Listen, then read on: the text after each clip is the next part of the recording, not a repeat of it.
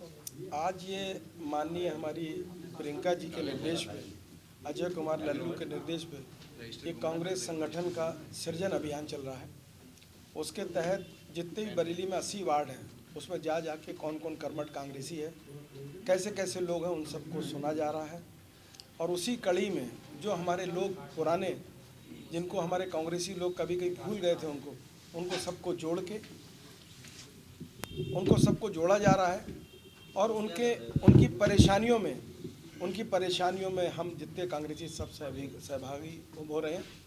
और पूरे 80 वार्डों को हम लोगों ने मथने का काम किया है। अच्छे अध्यक्ष निकालने हैं, कांग्रेस को मजबूत करना है। इसी कड़ी में हर वार्डों में जाया जा रहा है। आज तक हमने करीब 11 वार्ड कर लिए हैं, 4 वार्ड आज हमारे और हो रहे हैं। तो उम्मीद करते हैं कि 20 तारीख तक हम 80 के 80 वार्ड हम बना लेंगे। और एक हम लोग ने नई चीज़ करी है, हमारे साथ AICC हमारे मेंबर हैं प्रेम प्रकाश जी और हमारे मुजाहिद भाई, काफ़ी लोग हमारे संग कांग्रेस में जितने लोग हैं, हम लोगों ने ये एक प्लान करा है कि 80 वार्डों को हमने 10-10 वार्डों में बांटा है।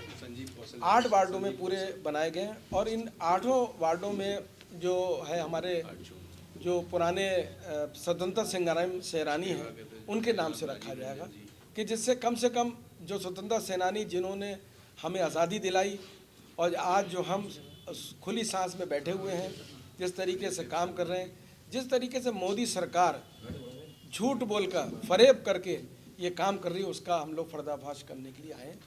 आज सबसे बड़ी बात यह है कि जो NER एक मॉडल था हमारा नॉर्दर्न ईस्टर्न रेलवे का, जो बहुत बड़ा हब था, जहाँ पर लोग जानते थे कि यहाँ IZ नगर एक पूरे हिंदुस्तान में एक NER का रेलवे की एक अलग पहचान थी।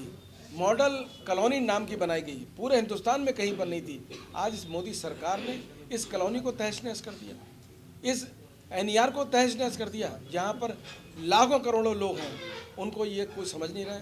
और सबसे बड़ी विडम्बना देखिए आप, इनके सब काम चल रहे हैं मोदी सरकार के, कोई काम ऐसा बंद नहीं है। रेलवे क्यों बंद है? क्या कारण है रेलवे बंद है? आप अपने किसान सम्मेलन कर रहे हैं और जो भूखे प्यासे किसान बेचारे हमारे जो बॉर्डर पे 44 दिन से हैं, आप कह रहे हैं उनके हित की बात। जब वो कह रहे हैं मेरे हित की बात ही, क्यों नहीं वापस लेते आप? क्या चीज़ है? क्या आपको हुनर इसमें दिखाना है? सिर्फ ये सरकार जो है पूंजीपतियों की सरकार है। पूंजीपति अदानी को, अंबानी को मजबूत करने के लिए, जब ये मजबूत होंगे तो BJP मजबूत होगी। इस क्रम में बढ़ाते हुए कांग्रेस ने ठान लिया है कि इनकी खिलाफत करेंगे। और जब तक ये इनके 3 कानून जो इन्होंने बनाए हैं ये वापस नहीं होंगे, तब तक कोई भी कांग्रेसी चैन से नहीं बैठेगा। इसी क्रम में हम लोग ये सृजन अभियान चल रहा है।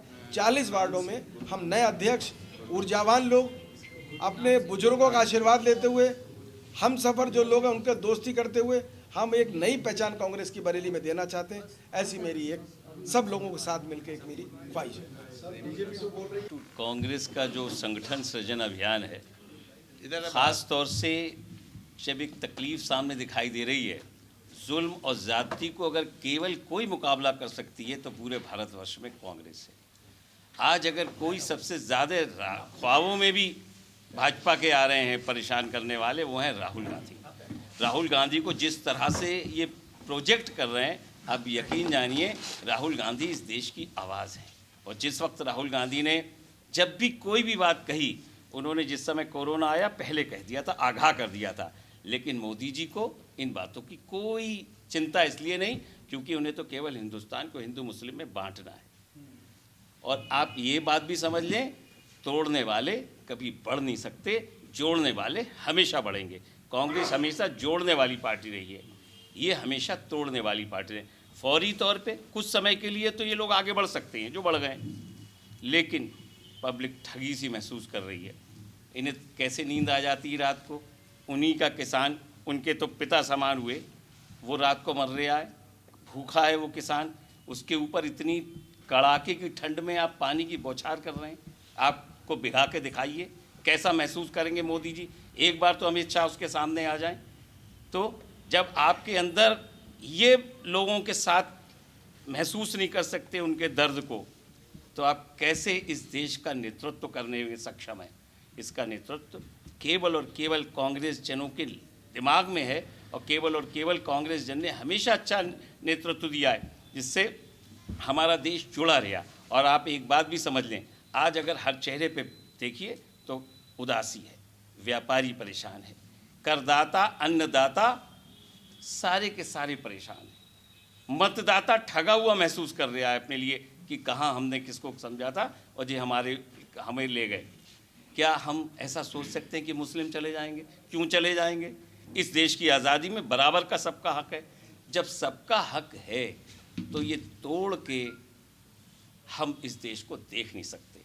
इनके प्रति लोगों के अंदर नफरत बढ़नी चाहिए, असलियत को सामने आना चाहिए। इसलिए संगठन का सृजन का अभियान चल रहा है। हम ज़्यादा बड़ी ताकत में जब इकट्ठा हो जाएंगे, भाई अजय शुक्ला जी इसको चला रहे हैं, बहुत बधाई के पात्र हैं। जब हम ज़्यादा बड़ी ताकत में इकट्ठे हो जाएंगे, मुकाबला ये नहीं कर पाएंगे, इन्हें भागना पड़ेगा। और आप एक बात और भी समझ लें, केवल और केवल कांग्रेस है जो मुकाबला कर रही है, दूसरी पार्टी कोई भी मुकाबला नहीं कर रही है।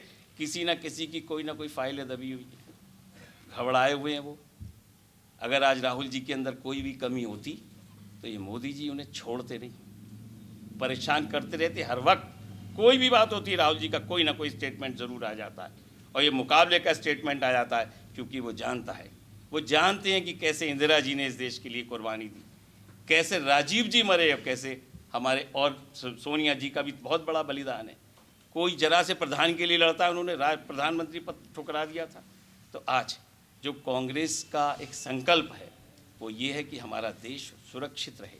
इस समय हमारा देश बिल्कुल असुरक्षित हाथों में है, लड़ाई झगड़े वाले कराने वालों के हाथों में है। पहले ये लड़ाई झगड़े कराते थे, आज पूरी तरह से जुल्म और ज़्यादती बता रहे हैं, मनमानी कर रहे हैं।